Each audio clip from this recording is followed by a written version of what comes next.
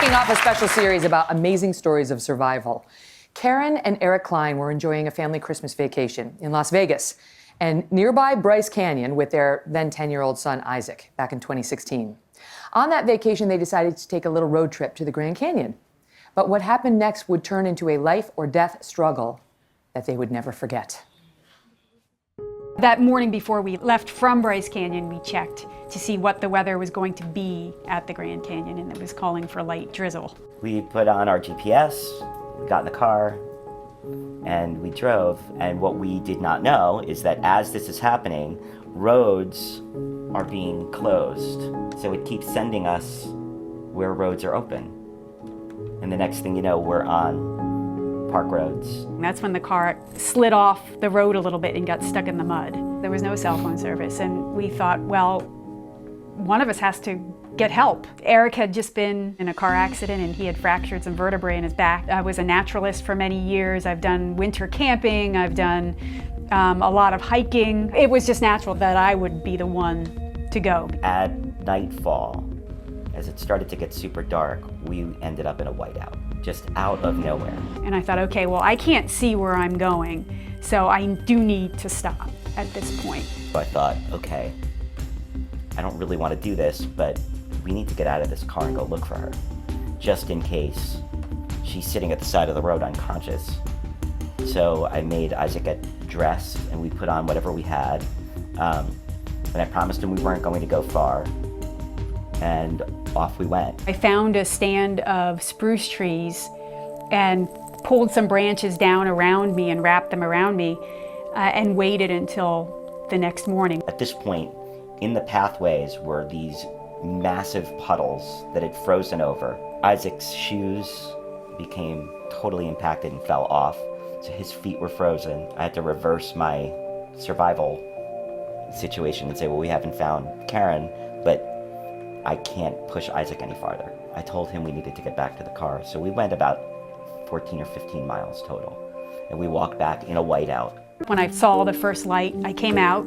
I kept thinking that I was seeing a cabin in the woods right off of the road, so I would explore, I would look, and there was nothing there. It was almost like a mirage. As I was trekking, I pulled a muscle in my left leg, and unfortunately I was unable to lift that leg without a severe amount of pain. And so I had to physically lift my left leg with my hand with each step. My left shoe had gotten packed with ice, and I couldn't get my foot in my shoe. I only had a sock on that foot. I was dehydrated and delirious, hallucinating without a shoe. Wow.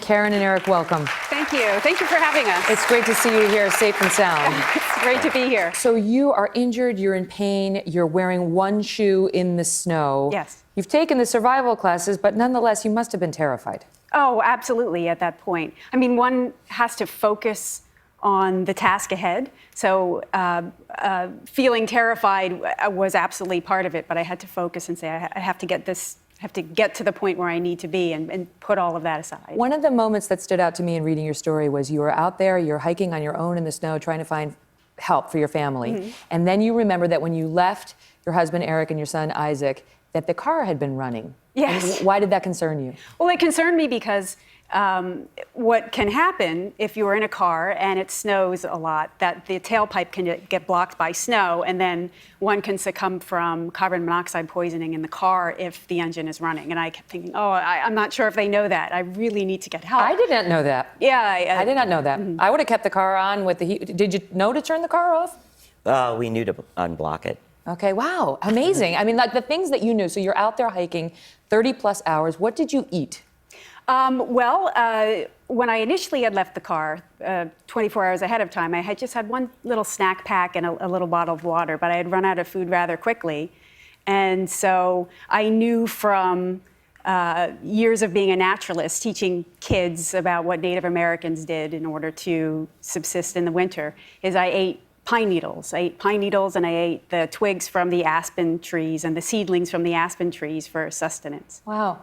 Now, is it true To drink, we went south. We Right, went down to sure. Rio. Well, part of survival, Urine. right? Well, part of, I know it's distasteful and unpleasant, but part of survival is in the snow. If you eat snow, it can bring down your core body temperature significantly. So I knew not to eat snow, and so I would. That's what I was so Right. confused. I'm like, Kid eats does she snow. know she's in the middle of a blizzard? Just open, like it's right there. You don't have to drink everywhere. You don't have to drink that. But I was putting. You're worried about hypothermia. Right. Okay. And I was putting small boluses of snow in the back of my cheek and allowing it to melt, but I also knew that, mostly I learned in desert situations, that if you drink your own urine, it's sterile, and that can keep you hydrated, and that is one of the strategies I employed in order to, that's the most important part, is staying hydrated and staying warm. But I was also hungry, and I thought for energy I would also eat the pine needles as So well. she was, as it turns out, at the end of this ordeal, hours away, just a few hours away from organ failure, from death. Right. How they were saved, and how Star Trek helped Karen survive in the wild. And then from hundreds of miles away, how Karen's twin sister knew something went wrong. And we're back now with Karen Klein and her husband, Eric. Karen was rescued on Christmas Eve after a 36-hour ordeal, lost in blizzard-like conditions near the Grand Canyon, as Eric and their young son, Isaac, were stranded back in the car. Okay, so you were saying during the break, Eric, I love this, that there's a bit of a role reversal in your family. How Right, so? yeah, it felt like this whole segment fit really nicely. So in a brief description, I would say that, if you consider gender to be more of a social construct, we in this household do things by efficacy. Who is going to be better at doing what needs to be done? And that's who does it. So it made perfect sense. We needed to go have somebody get out into the wilderness and be heroic. And we needed somebody to hang out with my son and keep him happy and listen to music and chat and tell stories. And That was you. that was me. And you were the heroine. Right, So and you're it fits well for us. finally, after they had tried to get cell phone service, they couldn't. They were stranded in the middle of nowhere. Finally, you do see a cabin, right? You breaking and entering. She said that one thing she was really worried about was who's going to fix that window. She felt bad. And that was pretty much it for you physically, right? How much Correct. longer after you collapsed in this cabin did you get rescued? We approximate it was around 10 hours. About 3 in the morning is when the rescuers came. 3 a.m. Christmas Eve morning is when they arrived. And in making it, from the time you left the car to search for help to the time you got to the cabin, how did Star Trek play a role? Oh, well, we're humongous Star Trek fans. I mean, all of the different genres, but the next Star Trek. Is this your vow renewal, by the way, of you and the Star Trek? Is that? Yes. You were renewed Star our wedding Trek. vows. Yes. Yeah. For the vow renewal. And even our dog is named after Star Trek, a Star Trek character. And we, that night, the night when I was under the spruce tree waiting for first light in order to keep myself awake, I was afraid of falling asleep, of freezing to death. So I was running through a Star Trek episode in my mind. Data's Day, it's one of my favorite episodes. And so I was running through that in my mind as if I was watching it. To keep yourself awake and alert. Correct. And then the next morning, another Star Trek episode called Final Mission, where they're stranded on a planet and they make arrows out of sticks as far as in which direction they're walking. I pulled off some spruce boughs and made a big arrow, thinking, well, someone has to be trying to find me in the direction in which I began to walk the second day. This is exactly how I use Real Housewives when I encounter really nasty people. They too can provide a compass in their own. No. All right. So Karen's sister, Kristen, you're twin sisters. Yes. You had the feeling you have when the twin is in trouble? I did.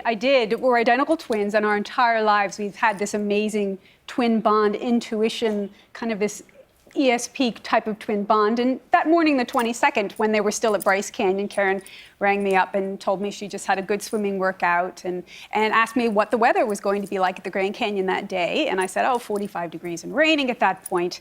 And so we text multiple times a day, call multiple times a day. And I got a last text from her around 11 o'clock in the morning. And after that, I hadn't heard. And I thought, this is very unusual. So at the time, I thought, okay, non-return texts, unreturned phone calls. I started getting a little bit worried, started calling Eric. And for the next, I would say, 24 hours, I had this feeling of being cold. that I couldn't get warm, and I didn't know why. And at the time, you think, okay, I'm not sure what that's about, but I had my son with me and my parents. It was Christmas, so I'm trying to brush it off, and I'm getting increasingly more concerned.